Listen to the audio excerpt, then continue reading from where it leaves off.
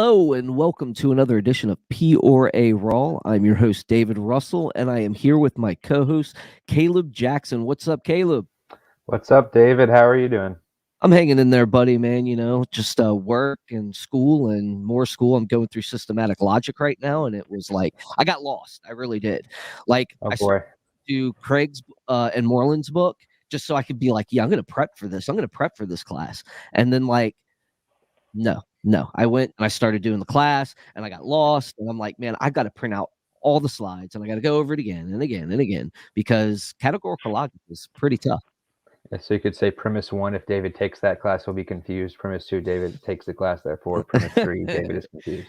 Yeah, there you go. Modus opponens argument there. But yeah, well, we are also joined here by my good friend and sister, Christ Defender. Actually, no, I don't really know her that well, but like I watch her videos all the time, so I feel like I know her. So how you doing?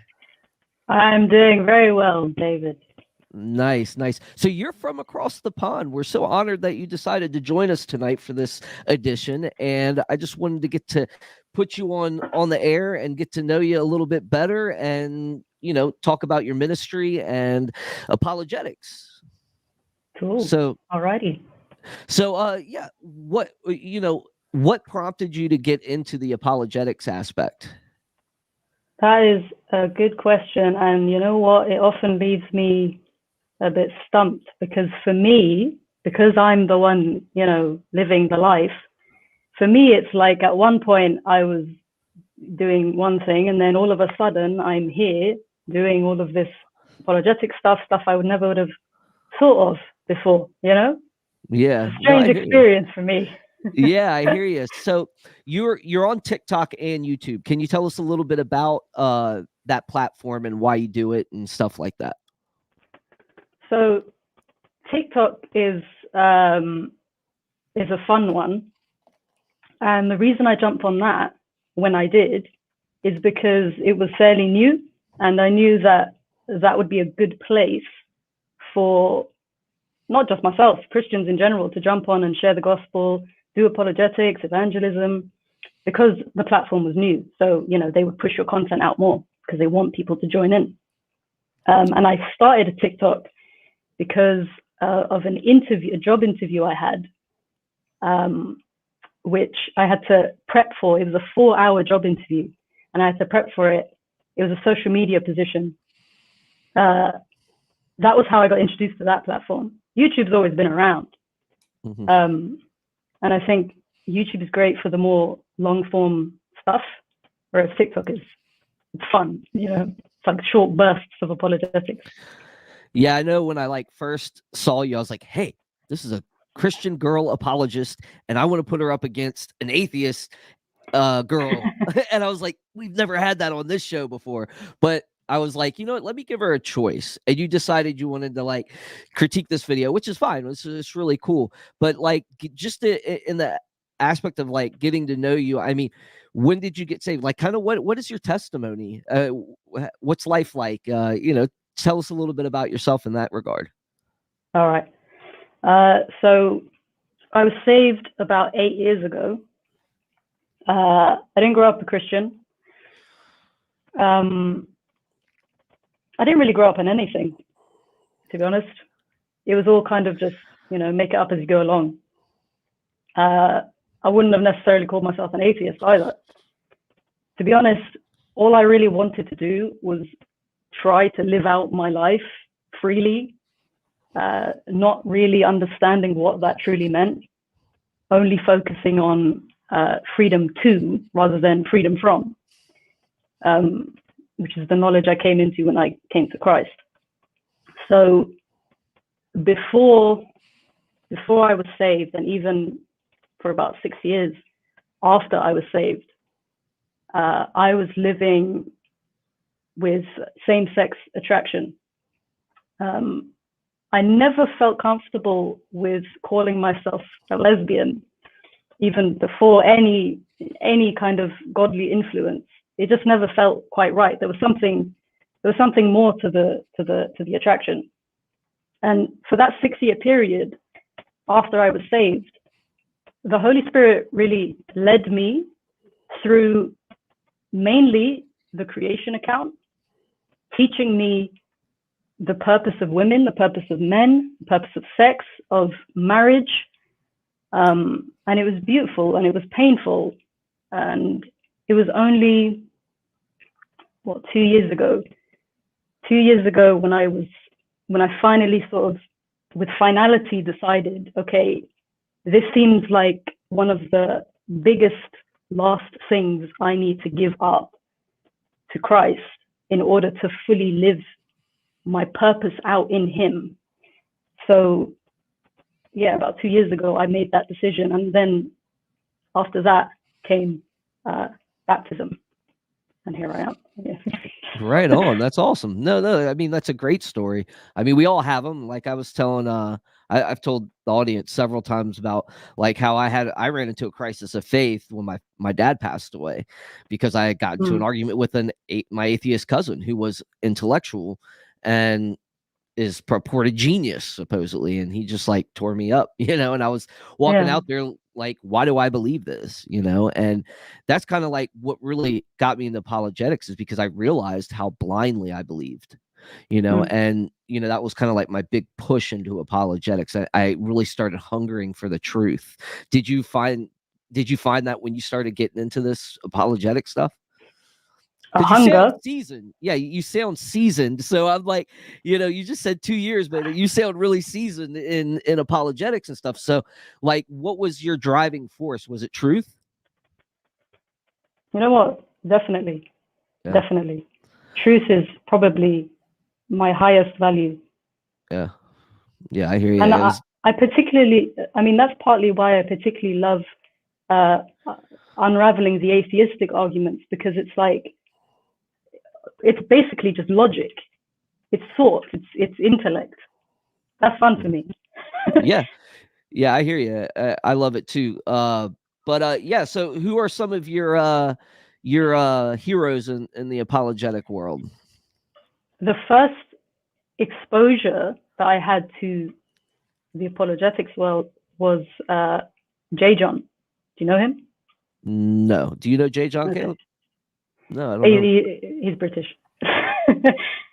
So from him, it kind of got meteor and meteor. So from J. John, it went to Ravi and the whole RZIM ministry, Michael Ramsden and Nabil Qureshi. I even got the opportunity to meet Michael Ramsden and Nabil Qureshi before he passed. And they both prayed for me. And I think that those little things that, along the journey, they were sort of indications to me of where God was taking me, which was into the ministry of apologetics. Yeah. See, you know what I found really interesting about your content? Yeah, I guessed RZIM like right away because of the way you talk. I do the same thing. But I think what RZIM specialized in, and I know both of our hearts broke when we heard the news about Ravi and stuff like that in the investigation. But Michael Ramsden, I mean, that man blew me away, and so did Nabil. Yeah, Michael's amazing. But I did get kind of sick of hearing the same sermons over again, because he doesn't have as many as Ravi did or Nabil did. But one thing that really struck me, and maybe you can relate to this and talk a little bit about it too, was I love relational apologetics. Right. So, and I noticed like a lot of your questions and stuff, and RZIM's was the same way, is like,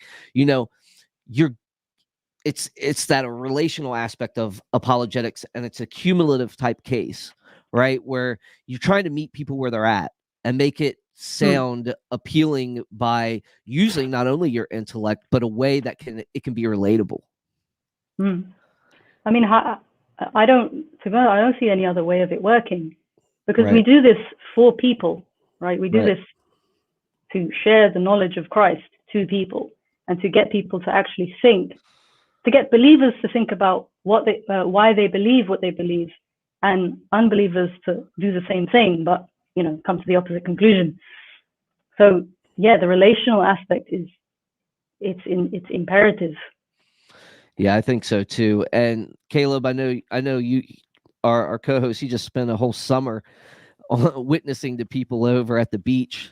You know, that's where his mission trips are, at the beach. So, but he's a heretic, so we can ignore him. You know, I was going to say, wow, David was almost going to say something completely nice without having a backhanded compliment, and then he just added that in there. I have to a little bit, you know. But yeah, I hear you, and you know, I love making apologetics like relatable to people, and you know, like you said, they're who we're doing it for. If we're not doing it for that, then what are we doing it for? You know, and then you look at, like, you know, not only is it relational, but you know, it's edifying to you as well. And then, you know, next thing you know, you're getting comments by people that are just like, hey, what about this, or what about that? Hey, you helped me here, you helped me there, and you're like, wow, this actually works. And that's why I love just keeping it that way, because I really think that apologetics has to be infused in all of evangelism now. You know, we live in and you know what's funny is I got to go down to Puerto Rico, where my mom was, and that's where I was telling you I was out of country. Yeah. I had to cancel our first broadcast, but I learned that the people down there really crave those conversations, where I would get where in the States, and you probably get it worse in the UK, but like people are just, they're dead set in their ways, and it's kind of like, you know, I don't want to hear it type thing, or like, you know, there is always a response, you know, or they're hitting you back. But down there, the people were so open to it, and we just talked for like hours. And that was just amazing for me. So without further ado, I do want to get into the video, so I'm not going to keep grilling you here. But yeah, we all love apologetics here. And I just want you to plug in your TikTok and YouTube. Just plug that in one more time before we get started with the video. So it's just at Christ Defender. It's also Instagram as well. So same username across the board. Yeah. You'll see new videos at least twice a week. Good. So you did say you're in studio. Do you actually have a studio? Or you do it for? Well, I borrow one. You borrow one? See, I just do I'm it here in my now. basement. I do it in my basement. Yeah, we're keeping you awake. We'll keep this at an hour. We're sorry. But yeah, I do it all in my basement. Caleb, he just sits in front of some books to make him look smart. So and my degrees, yeah. But without further ado, folks, we are going to critique Disproving God by The Friendly Atheist. And I'm just going to start the video, and I'll pause it, and we will talk about this and that. You can, Christ Defender, you can just jump into and just be like, hey, stop it here. And I'll just be like, okay, hurry. And I'll like scramble a little bit, and it'll go a couple seconds after you want it to stop, but it will be stopped. Okay. So, all right. So here we go. Do I know for a fact that there is no God? You guys can hear it. No. Yeah. I'm going to say that, and I know that's going to upset some people, but no, I don't think I could prove to you that God doesn't exist, just like I couldn't prove to you there's a flying pink unicorn in this room right now, just like I couldn't prove there's a flying spaghetti monster out there. I don't think you can disprove someone's I froze. Sorry. belief. There we go. That said, the definition of atheist, as far as I've always considered it, as far as I've seen anywhere that matters, the definition of atheist is not someone who knows God doesn't exist or who could prove to you God doesn't exist. It's someone who doesn't believe God exists. You know, if you take God out of the picture, my entire world functions the exact same way. And so God doesn't change that for me. So why throw something in there that doesn't make any sense?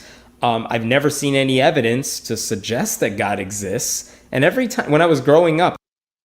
All right, we'll stop it there. First off, you can't disprove somebody else's belief. Where do you guys sit on that? That to me, I just felt uncomfortable when I heard that you can't disprove somebody else's belief. But we disprove things all the time. You know, we do that as a part of exploring the truth of things. We come up with hypothesis, and then we disprove that hypothesis, or we confirm it. So what is he saying here? I know the picture's kind of funny, so don't laugh while we're sitting here. You know, it is a bit of a strange statement to make, because your beliefs come from something. Your beliefs aren't just this vague, separate entity existing somewhere around you or in you. They come from experiences, from emotional attachments. So, of course, you can disprove a belief, you know? Yeah, I think so too. Caleb, you got anything on that? Yeah, I think when people say, first of all, I don't know if the idea of God is a proof, like a logical proof. I think it's more of a probability, although there are some people who say, yes, if you could show God is logically incoherent, then that would be a disproof of God. And that's when you see people, like the argument from evil or the argument from divine hiddenness. That's what those attempt to do, is to say these are logically incompatible, or at least newer versions say it's very unlikely. So, but yeah, I do think you can disprove things, as in saying we can prove that there are no married bachelors just by definition. So we can prove there are no four-sided triangles. We can prove that there is currently no 50-ton elephant on top of the White House, because you can look and see. So, as long as you're not redefining what an elephant is, and if you say it's invisible and all that, then it's no longer really an elephant. So in sense like that, yes, we can absolutely prove certain things and disprove certain things. So I don't think that his analogy of, I feel like the analogy of unicorns and flying spaghetti monsters is like very disingenuous, and more sophisticated atheists will tell you that as well. Like, that's not really what we're trying to compare it to. And I know that the friendly atheist here is the philosopher of our time, but it might be, if I can say that without being too pretentious, I think it's not a very good argument. So Yeah, I'd agree. I always look at this as, what do you mean? What do you mean by disprove at this point? Or why can't we disprove something? And what it comes down to me is like, will you believe regardless if we give you a good case for belief, or if we give you a good case to disprove it? If I make a great case for against the flying spaghetti monster, for example, are you going to believe it? Is it just going to be your perception? Are you just going to is it something volitional? And I think what I've always dealt with is there's usually something volitional behind it. The next question I have is, he's saying it's a lack of belief. Is it a lack of belief? Do you guys think atheism is a lack of belief, or do you actually think there's something more behind it? I don't think it's just, merely a lack of belief. I think it's a positive statement. Atheism is you saying there's no God. If you're not sure, if you're looking for the truth, you're an agnostic. You're not an atheist. An atheist is saying is atheist. There's no God. It's not like Yeah. Sorry, the positive statement. Yeah, I think so too. I think there's a lot. Caleb, did you want to chime in there? Typically, I try to stay out of the lack theism versus disbelief debates, because I think it's just semantics, and I honestly don't care. Because it's like, it doesn't matter. I understand where you're coming from. It doesn't really matter. But I don't know. I know some people will try to say analogies like, the gumball analogy of saying, well, if I tell you there's an even number of gumballs in the machine, and you say, I don't believe you, that doesn't mean that you're therefore saying that there is an odd number. It's just saying you don't believe that there's an even number, but that doesn't therefore follow that you believe there's an odd number. You can disbelieve both, or just not claim to know. So I think some atheists try to pull that card of saying, well, I'm not saying I'm not affirming there is no God. I'm just saying I don't necessarily hold to the truth proposition that there is a God. But that's neither here nor there for where I care. I don't put too much weight in that. Yeah. All right, I'm going to add this back and start it up again.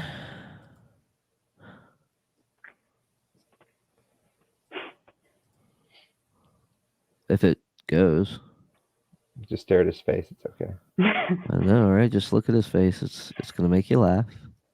Yeah.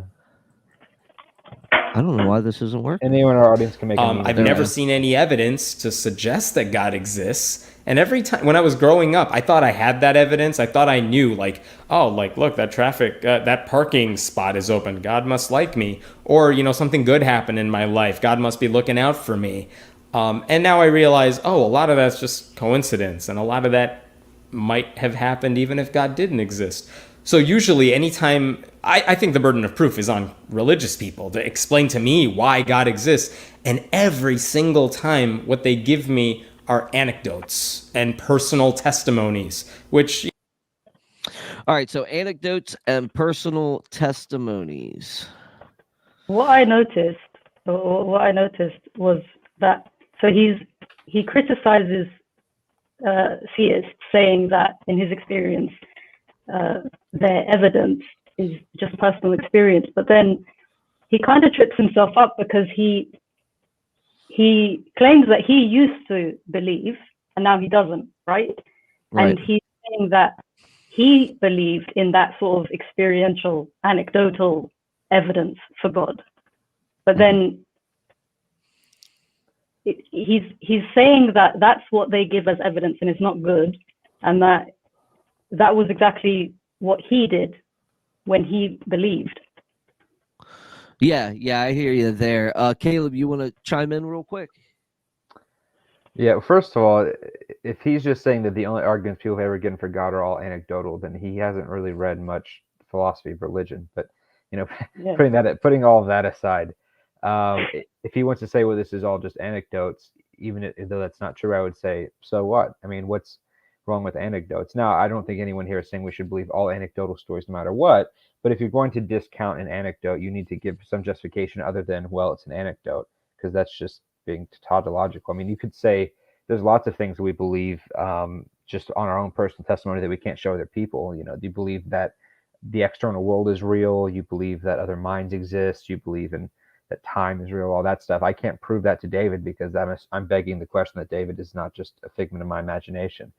So I can't demonstrate that. You also couldn't demonstrate to a completely blind person that or that the sun rises every morning, that light exists. But that doesn't mean that they shouldn't believe someone else. So it depends on the quality of the testimony, the kind of person giving the anecdote. Do you trust them? Are there holes in the story? So forth. So you have to have more reasons than just saying it's anecdotal. You have to say, like, here's the problems with the anecdote itself. So he's being way too generalized here in his critique. Yeah, absolutely. And another thing is like what I notice here is like there's always an argument. You know, they always end up making a positive claim. It doesn't matter, you know, whether it's a comment, and I don't let people get away with it anymore. Like, oh, God's not real. Okay, can you demonstrate that for me then? You know what I mean? You got to flip the table sometimes, because, you know, when someone says I just lack belief, but then they want to go on and say, well, there is no God. We can disprove Thor. We can disprove, you know, and then they get into positive arguments, and they kind of, to me, that kind of shifts burden of proof back on them. You know, so it's not just like, okay, the theist makes a claim, so the burden of proof is just on him.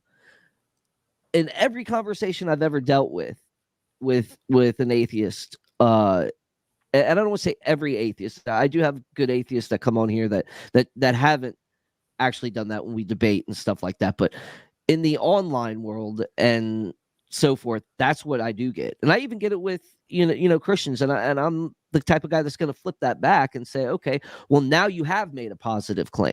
Now you are telling me what you believe about the universe and how it came to be. You're not just saying I don't know. You know, that's why I think you have the difference between positive and negative atheism. Negative atheism just tries to say that the burden of proof is on the theist. They have to prove their point. The arguments are not good enough to prove their point, so therefore we just don't believe because of that. Positive atheism says, here's actual arguments against why God exists, why he most likely doesn't. And so I think those are more interesting. I would much prefer them go that route. And say that here's the reasons to think God doesn't exist. Here's why the universe looks like it wasn't created, or something like that. That to me is more compelling than people just not liking the arguments for God. So, anything else, Christ Defender? You know, in my experience speaking with atheists about, well, any matter really, it tends to come down to, it's not really an intellectual argument that stands against the existence of God or whatever it is that we're talking about, morality maybe. It's usually that there's some kind of resistance or rejection to the existence of God that's more emotional, or like I actually just want to live my own life and not be concerned with what God wants, or, you know, if he's really there. Yeah, it's definitely volitional there. It's a matter of the heart sometimes, I think. I've had dealt with people though, that are generally, seekers, and they want to, they want to look into it more. But I've also, the majority of time, have seen people that have seen the evidence, and to say there's no evidence to me is just like, where have you been at? Like Caleb said, where have you been at? For the last, you know, millennium. At least say we that have the evidence isn't, the arguments aren't sound, or the evidence right. isn't good, but to act as if no one's even tried to present it. Yeah, and that's the thing with these arguments. I mean, they give you, when it comes to like, well, I'll let him speak, and then I'll talk about the argument of analogy, from analogy.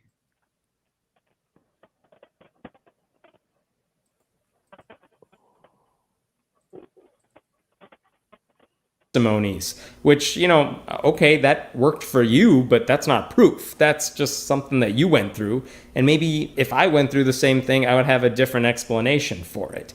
It's funny because you sometimes hear, especially Christians will say like, oh no, someone prayed and their limb grew back or something crazy like that. And it's like, oh really? Where's the video evidence of that? Because no one's ever seen it. There's even a website called like why doesn't God heal amputees.com, or I hope I'm getting that right. But that's the idea that Christians, especially because they're the ones who tend to go around doing apologist work, they can never prove to you why God does exist. They have stories, they have anecdotes, they don't have proof. And so they always try to throw the burden on atheists to do something that no one else would be expected to do, which is prove to me that my delusions are wrong. Well, I can't. What I can show you is that when you take God out of the picture, we can make sense of just about anything. And then when it comes to things like, where did the universe come from? Why are we here on Earth? Or at least, I think the universe question is more than philosophical. Where did this universe? All right. So where are we at? Caleb, I'm going to let you respond to this one real quick because you're my miracle guy. Yeah, so for the audience, I've said this multiple times, but for new viewers, I'm currently I've written 2 books, and I'm currently working on a third, and this one's about miracles in the contemporary world and arguing for the truth of Christianity from that. And the examples he gives, I was just kind of smiling because he talks about video. I actually have a section in the very long chapter I have on the healings where I have a section about miracles that were captured on video, and I have a section about body parts, including amputated legs growing back. So just check that out when it comes out, because there are to see people say that, and you're like, oh, actually here are some reports, and they just like, oh, they didn't even, I'd rather than say, okay, well, here's some reports, but here's the issues with them. They act like they've never even heard of them. So I actually brought this up if anyone wants to watch our interview with Ben Watkins that Travis Worth and I did towards the end of it. We're talking about miracles. I brought up one of those cases, and Ben was just like, fair enough. So that's all I have to say about that. Yeah. Yeah, I thought it was interesting. I was going to ask, is personal testimony a truth, Caleb? Yeah, that goes back to the answer I said earlier. It can be. I mean, certainly there are testimonies that we should be more suspicious of. I'm not saying that every, when someone says that they've seen Elvis risen from the dead or something, we would not generally believe them. But it depends on the quality of the testimony. So generally speaking, if someone said that, if someone told you they saw a man fly, and I would be like, well, okay, that's probably not true, because what's the chances the person just lying or was deceived, right? But the more witnesses you have, if this happened under a hostile environment, if you're being crucified and persecuted for what you believe, you're more likely to be sincere and not merely lying. If this is an event that didn't happen just to a few people, but to lots of people, we could say even a crowd of 500, then you start getting more and more justifiable testimony. And so that's kind of where the difference is when people try to make analogies of, well, so-and-so said they were abducted by an alien in their bedroom and no one else saw this. It's a bit harder to compare that to a public event that's seen by thousands of people and so forth. So it just depends on testimony. All right, Christ Defender, it's your turn. What, the same question? Anything in that video, I guess that. Yeah, like any part that stuck out to you in that section.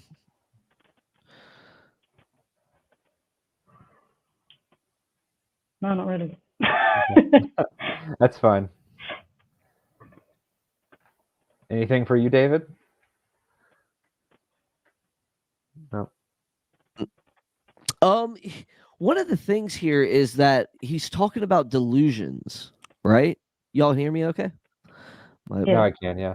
My bar's kind of flipping out for some reason today. I have no idea why. Oh. But he talked about he can't disprove people's delusions. So he's already appealing to some sort of objective truth. So to me, that's kind of like, okay, why do you say that you can't disprove a thing, but then you're going to call it deluded? To me, it doesn't seem consistent, with the claims he's making, and when it comes to those arguments from analogy and so forth, when it comes to like flying spaghetti monsters and so forth, I just really have a hard time with saying that there is no evidence, because we can give evidence and we can give a case, but it's, you could say it's not sufficient for you, but to say that there is none, I think is being dishonest with whoever you're engaged with. It's a false comparison. The whole spaghetti monster, flying pink unicorn, it's a false comparison. It's like, I think, Caleb, you said, they kind of recreate or redefine what God is, and they sort of argue against that. But that's not what, that's not what Christians posit. Besides Mormons, that's not. That's because like the difference between the unicorn or the spaghetti monster is that you're describing something that's material, whereas God is spaceless, timeless, immaterial.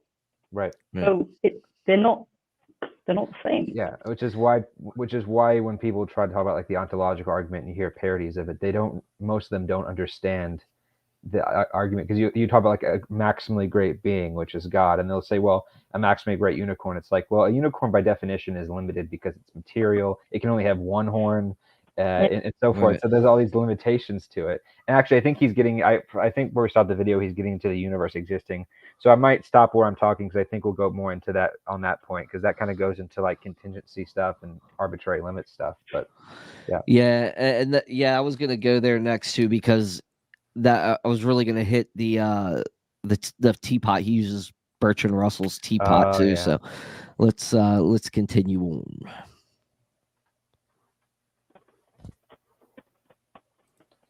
Answer to that. What I'm not doing is jumping to this radical conclusion that, God must have poofed it into existence. I don't have to do that. I can be honest and say, there's some things I don't know. There's some things I may never know. But everything else, I can try to find an explanation for it. In fact, that's what scientists do all the time. They find explanations for things that we used to, attribute to God. There's even an argument called like God of the gaps, where, if you say God did all of this stuff, and then we find reasonable explanations for all of those things, we're painting God into the smaller and smaller gap until at some point even that's going to go away. So it's a silly idea to say that God does all this stuff when we have natural explanations for it. It's silly to make atheists explain why God doesn't exist, because, you can't explain to me why there's no unicorn in the air right now that's invisible and you can't see it or touch it. We could make up any symbol. I think Bertrand Russell had the flying teapot going around the universe. Like, you can't disprove it, so I guess it must be there. And we all know that's a silly argument. But, it gets very personal when you're talking about God instead of a teapot. And that's why I think people are averse to talking about it. My name is Hemant Mehta. I write at friendlyatheist.com.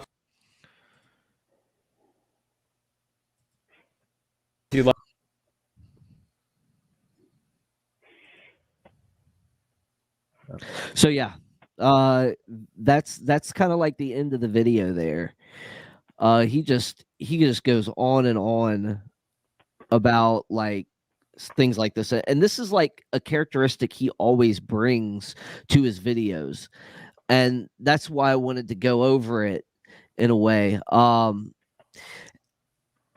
Like I said, it's a false analogy, and you notice he kind of reasons in a circle too. I did notice that. So I'm gonna open the floor up to Christ Defender first on this one. If do you have anything on this one? The whole God of the gaps thing. Oh yeah, go. It's interesting because he also he takes a faith position. Right? He takes a faith position by saying that basically, if you give science enough time, you'll find a natural explanation for the origin of the universe. But that's illogical. Nature, the universe didn't create itself.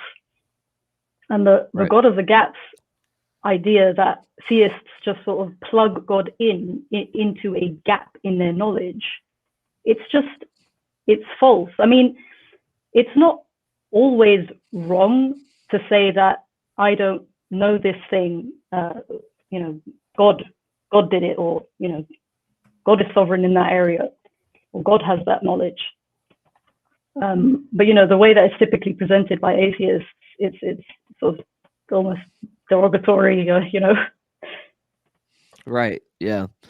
Caleb, what were you got anything to add on this one about the universe and all that stuff?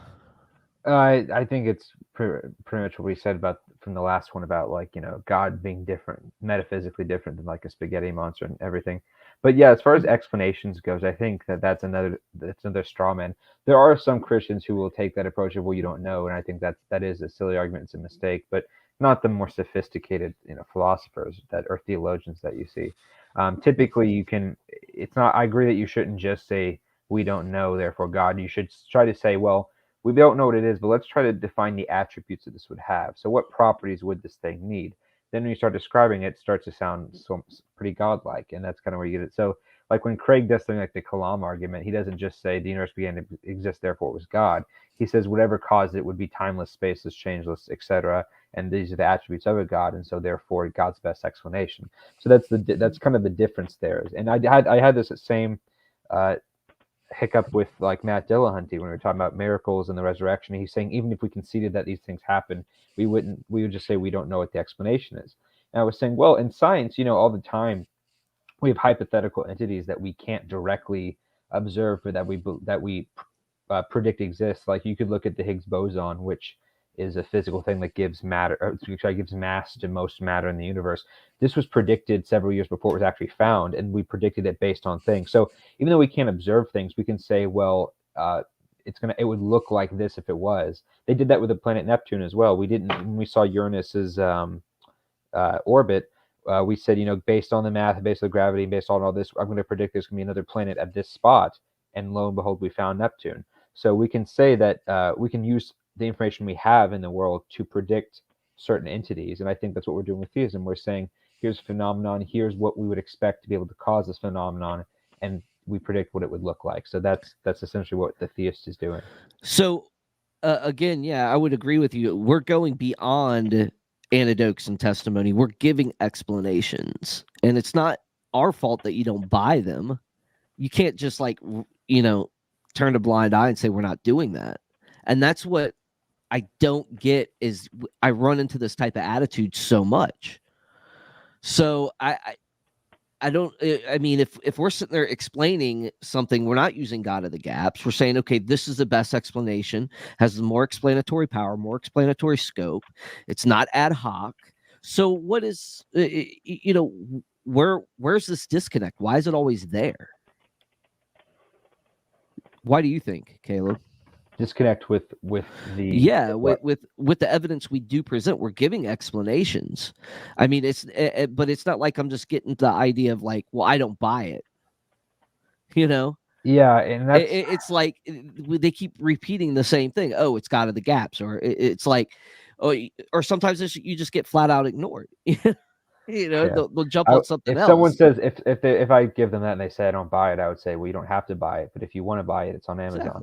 Exactly. No, but yeah, no, I would say that yeah, I think that also one thing I jotted down that he brought up earlier, and he said this radical notion of a God is if the God hypothesis is that ad hoc and that unintuitive, when in reality, for almost all of human experience, and even today, most people actually believe in God. And that doesn't make it right, but it does show that, like, this is the idea that humanity's had for since humanity has been around, is attributing the supernatural to nature. And so to add this idea of this is some new concept that we have to prove and this is so weird, like, no, this is the default position that we as humans have. Now, default positions can be wrong, but again, that's where we need arguments to counter it. If I have senses and I can see light and I can hear sound, I trust those default, even though I can't really prove them. Now, I could have some kind of deficiency in those, and if that can be proven, we have blind spots, but we at least know that we have them.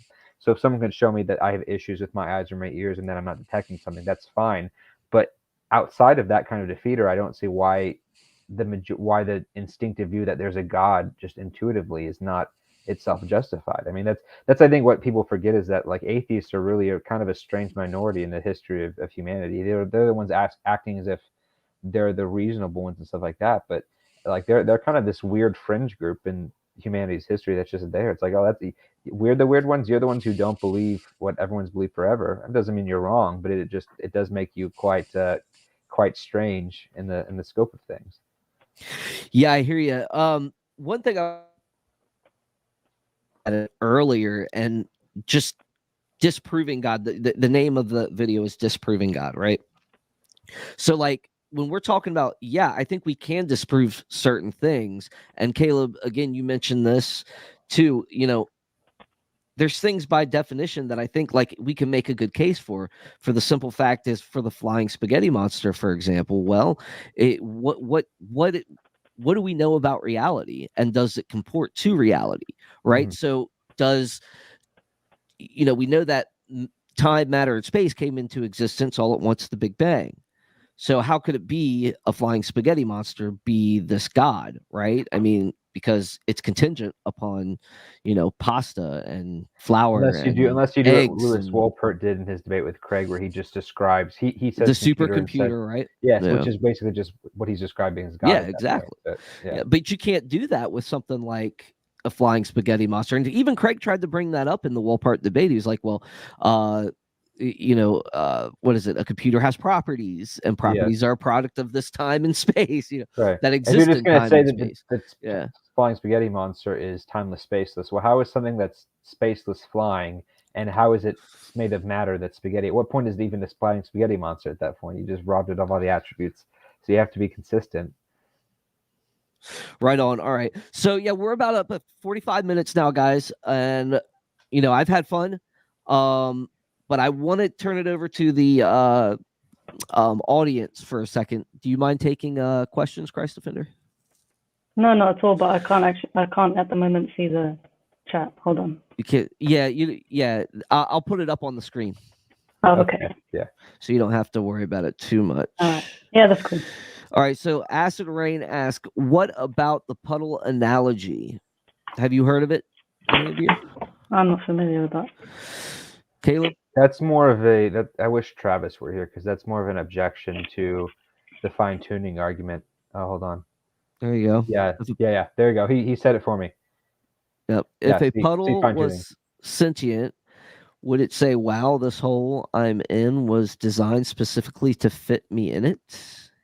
Yeah, so that's basically saying that people will try to say that, here, like as an example, well, look, the Earth is a certain distance from the sun. If it were any further, we couldn't be here, and all this stuff. And then typically the idea is, well, you're thinking backwards. You're thinking, wow, the goal is to have humans be around, and so here's what it is. When in reality, it's saying, no, the reason we are able to arrive on Earth is because of all these conditions.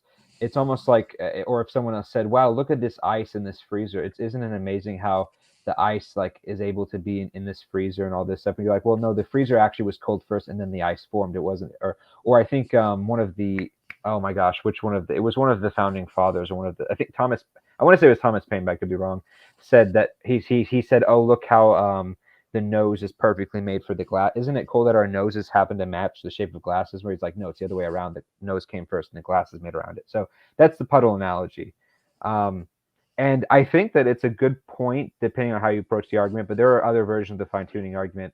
Again, Travis Worth, who's actually debating it, I think either right now or soon to be on another channel, so go check that out.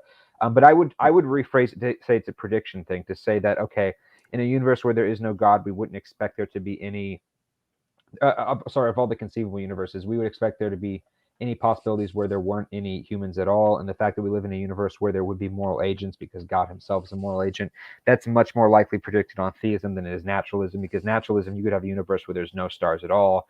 You could have a universe where there's completely different laws of physics, and there's a lot more ways you can get no life and no moral agents than there's that you could get life. And so we'd expect a God to make moral agents in life. We wouldn't expect a God to make a universe without it. We would expect a natural universe to not, very unlikely to bring about that. So that's kind of a way I'd get around that, is to say that this universe is more consistent with what we'd expect from God.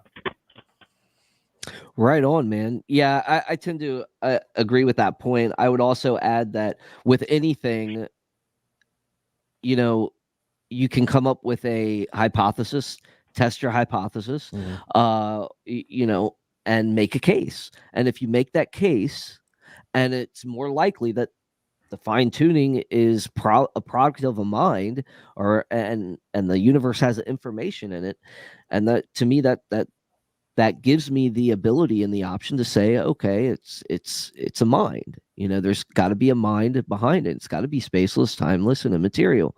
And to me, that's the case I would come away with. That's the answer I would take from it. Now, of course, that doesn't mean I can't be proven wrong, you know, because like you said, there's a good probabilities to this as well. So I would definitely leave the door open for that. But Christ Defender, you're scratching your chin there. It's reasoning from from effect to cause, which is what you do in science. Right. So I've never really understood so much why the fine-tuning argument seems to not get much credit from the opposing side, because we see all of these intricacies, and like DNA, for example, it's a message. It's an order. You don't get order from chaos, right?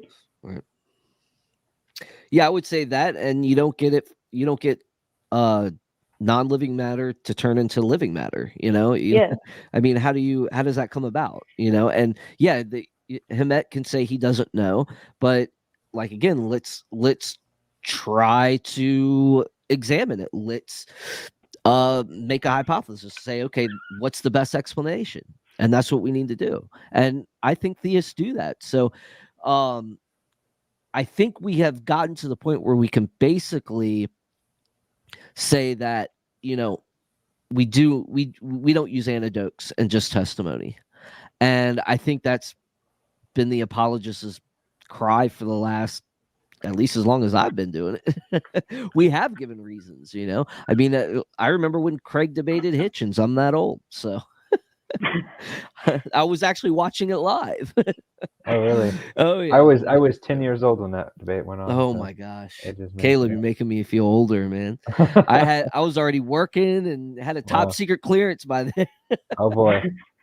You know, you brought up Hitchens. Hitchens actually thought the fine-tuning, that was actually the argument that gave him most pause. There's a video on YouTube towards the end of his life. I'm not saying he converted or anything, but he said that's the one that keeps him up at night, that makes him think of, like, wow, how close we would have been to having a universe full of nothing, basically. And so that's I have to find the video, but if you look it up, it's really interesting. Travis is not debating yet. He obviously saw Travis is watching. Awesome. Yeah, I know. I hope so. Good luck on your debate, Travis. Yeah, good luck, buddy. All right. How old is the Earth? I'm gonna let Christ Defender take this one. I ain't touching it right now. What makes you think I wanna? Because you're the special guest. Oh, okay. Yeah, ladies first, gentlemen. Yeah, ladies first. Behind that one. I haven't landed on a definite answer to this one. I've actually been asked this a few times on the Q&A on TikTok, and I'm still sort of looking into it. Right so I couldn't give you an exact figure. All right. We'll let you slide there. Caleb, what do you got? About 4.5 billion is the closest I can get to an exact figure. Yep, I would say about 4.6. You know, 4.58. Yeah. We're gonna weigh how many jelly beans are in the jar, right? Yeah. But yeah, I would say 4.6. I'm an old Earth creationist by far. I'm definitely a huge fan of Hugh Ross, who we've had on the show. So yes, we love Hugh and we love Reasons to Believe. And yeah, they're awesome. Uh, there's another question that came in from your buddy Daniel. No. What are the limits of natural theology? And since this is your friend Caleb, you shall answer this first. What are the limits of natural theology? Oh, I talk with Daniel a couple times a week, so that's always fun. That's a good question. I think that natural theology gets us to general concepts of God, but I would be hesitant to say that we can know everything about. I think if we could know everything about God just from natural theology, we wouldn't need revelation. We wouldn't need Scripture, and so I think Scripture tells us things that we wouldn't be able to intuitively know, like the Trinity, or how to treat each other morally, or certain spiritual truths and stuff like that. So I think that more things that apply to our every day-to-day lives are things that we wouldn't necessarily get from natural theology. But natural theology can tell us a lot about the character of God. So that's kind of where I would land. All right.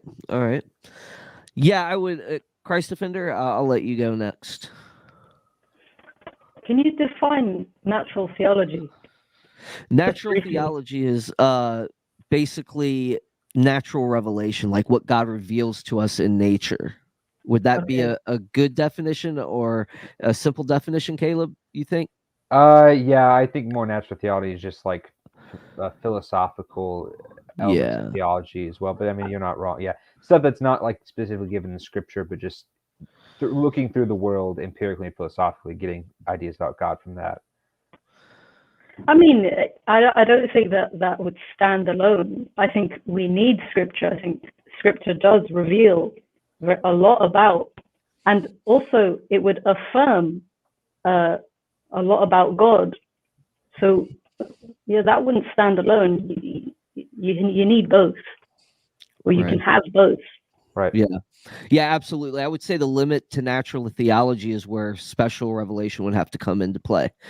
So like what we do examine in the natural world, I think gives glory to God, like in Romans and in the Psalms, the heavens declare his glory, and the earth is his footstool. I mean, I think these are all areas which kind of give us that allness when we can look at the world and see this beautiful planet and dangerous planet even, and we can see that and we can just be like, wow. We can look out in the space and be like, wow, there has to be a God, and I think that revelation that we get, the natural theology that we gain by philosophy and science and discovery, really the limit is where we need that supernatural, for example, like Christ being incarnate, understanding the depths of sin and how far it can astray the human heart from God. So yeah, I think that's that's where that's its limits. It can't tell us about Jesus Christ and the Trinity and who he is and stuff like that, like Caleb was saying. But yeah. Next question, Acid Rain 100. Got another one. Matthew 27, it talks about many saints being raised from the dead with Jesus and going around preaching to people. I find this an odd verse, and it's never expanded on.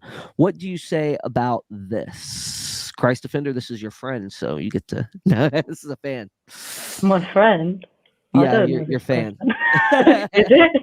No, they do love watching your videos. See, look. Oh, okay. I love to binge Christ Defender's TikTok vids. There you go. Oh, you're skipping ahead to questions. It is. There was a question in there. And that there is. I'm going to put it back up because there is a question in there. So you got a compliment, and we'll get to the Matthew question right now. Matthew 27. Okay. It isn't expanded. It isn't expanded on in Scripture, and to be honest, I mean, I don't go beyond what Scripture. If Scripture is silent on a matter, I'm silent. I'm not going to try and speak for God. Do you know what I mean? Right. Yeah, there are a mean, couple of various versions of what people think about Matthew 27 on where the Yeah. saints are being raised from the dead and stuff like that. Caleb, what did you Well, think like, about this? Oh, what would be the issue? You know, what's the problem to dealing with this? Let's say, yeah, they were raised with Jesus. right. And So I think it's an odd place in the Bible where people like Norm Geisler, I don't know if you know who Norm Geisler was, and Mike Mm. Licona actually got into a heated battle over whether this is an actual event. Are we looking at apocalyptic literature? Or, what's odd is the verse placement and so forth. I mean, there's I think in one part of it sounds like this event happens before Jesus came back, but to me it always sounded like this happened at the resurrection. But it is kind of out of place because it describes the resurrection right after. It gets more detailed into the resurrection account after this verse, but this happens. This verse kind of like jumps in where the veil is torn, right? Caleb, am I right on that? Yep. Okay, so it jumps in where the veil is torn. So that's the issue, and it's probably one you can read and think about too. You have something on it, Caleb? Yeah. So I've talked about this a little bit with different people. I actually interviewed Mike Licona back on Dale's channel. Yeah. In January, and I don't know if this was on camera, but we talked a little bit about that. I think it was before the show like went live, and yeah, I think it was. I'm disappointed that Mike was fired for his view because he got accused of rejecting inerrancy, and he was just like, no, this may be just apocalyptic language.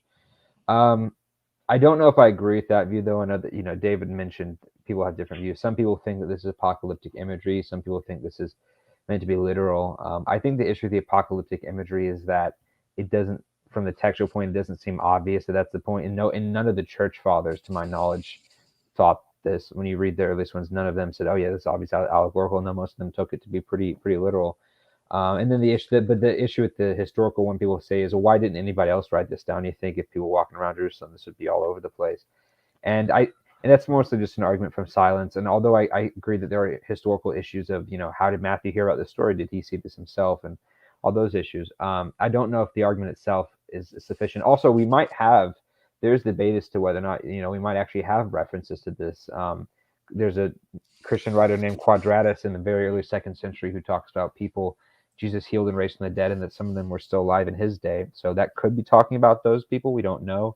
You also have in 1 Peter and I think it's the Odes of Solomon. You have the references of Jesus going to Hades and freeing the saints, and then them rising.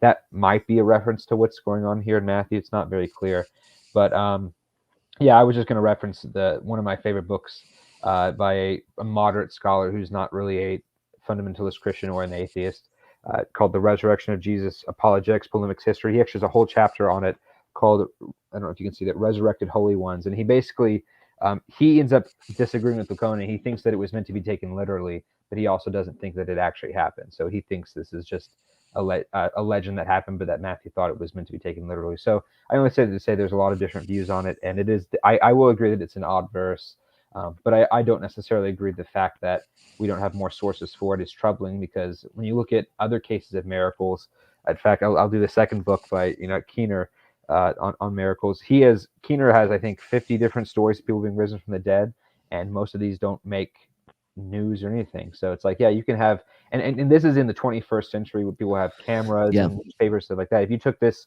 2,000 years ago, most people couldn't write or read, it's not surprising at all to me that we only have one source for this, because many events that are equally as incredible only have one or two sources. So.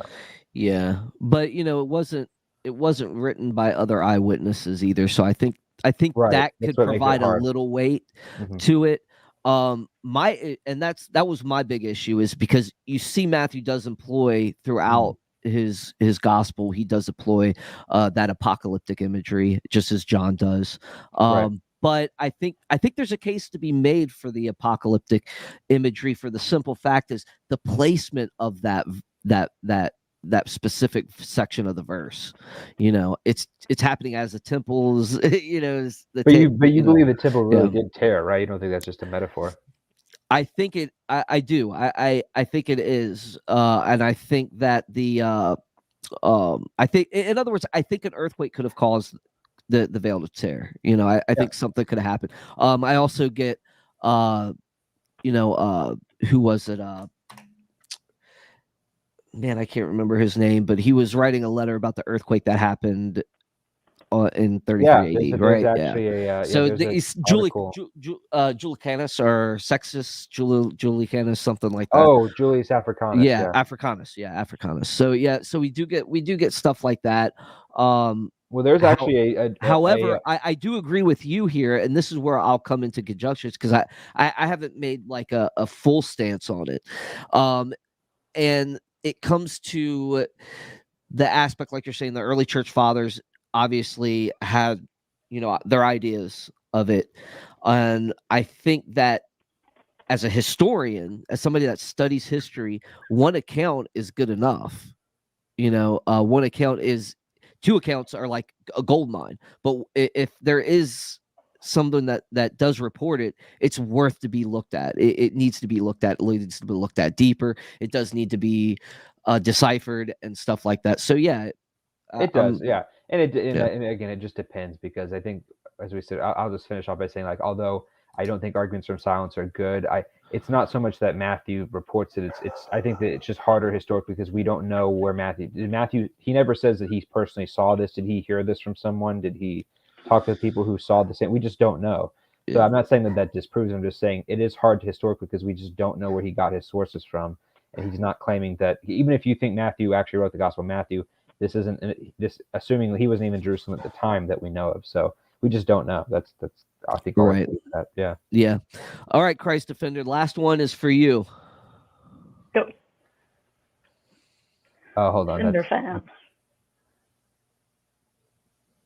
I would love to hear best apologetics books to read. Thanks. You're gonna go first. One of the first ones that I read was actually a Ravi Zacharias book. I think the title was 101 Questions or something like that. You know it? Is that right? 101 Questions. Right. I haven't read it. Yeah. It's him that and was a Geisler. really, that was a really good book, because it's like you reference it whenever you need it. It's laid out very well, because you have all of these typical questions and some more, not so typical, and you just go to the appropriate page. It's a good one to start off with. I agree. I mean, other than that, my favorite book, which isn't necessarily an apologetics book, is actually Mere Christianity. I've read that more than once. I think he does a good job there, like a really good job. Yeah, I definitely recommend that. Got a Lewis fan. There we go. Yeah, that was one of the first people I read too. So Lewis is definitely a one to look into. Yeah. I'll go next. I like Gary Habermas. I like the case for Jesus' resurrection. Let me see.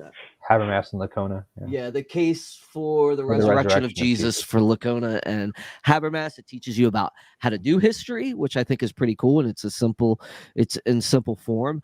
I also like Mere Christianity and the Problem of Pain, which was was kind of like the one I chewed on philosophically at first.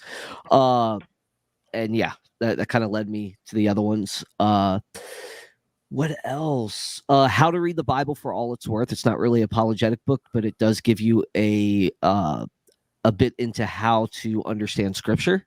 So, and it will set you on a path to understand how the Bible was created, which then you'll get into books like Jesus and the Eyewitnesses by Richard Balcom, which is one of my favorites.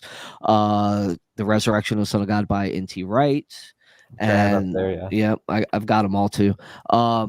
But yeah, those would be some of the other ones. Like the Bible Answer Book, I thought was pretty good because it will give you a taste of by Hank Hanegraaff, and I know he's the Bible Answer Man. A lot of people don't listen to him that much anymore, but he actually gives good topics that most Christians will have questions on, and it will give you a launch pad to jump into the other one. And I think Defenders by William Lane Craig is a must read for any beginner apologist that is trying to understand that type of stuff. And of course, if you want to understand other religions, I did like Ravi's book on Jesus Talks to Buddha. That was pretty cool.